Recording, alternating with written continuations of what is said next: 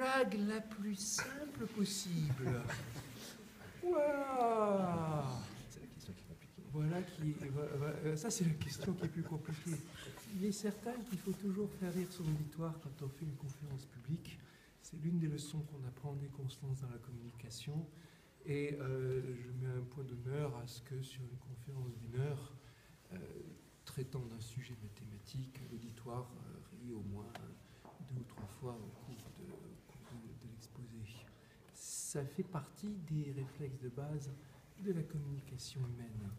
Alors, c'est l'histoire du mathématicien, du physicien et du biologiste qui sont dans un train. Vous connaissez celle-là? Ça t'aura tout. Et puis, dans le train, là, d'un coup, on voyage dans un pays étranger, il découvre par la fenêtre, il voit des bestiaux, là, en train de brouter. Il voit des bestiaux, c'est des moutons, mais ils n'ont pas l'habitude. Ils ont toujours vu des moutons blancs, et là, ils sont noirs. Il voit un bestiau comme ça. Et alors le biologiste dit, incroyable, intéressant, dans ce pays, les moutons sont noirs. Le physicien ajoute, attention, il s'agit peut-être d'un cas isolé, un mouton qui exceptionnellement est noir. Peut-être que c'est aussi une question, peut-être que c'est une question d'orientation, peut-être que c'est une question de réflexion de la lumière.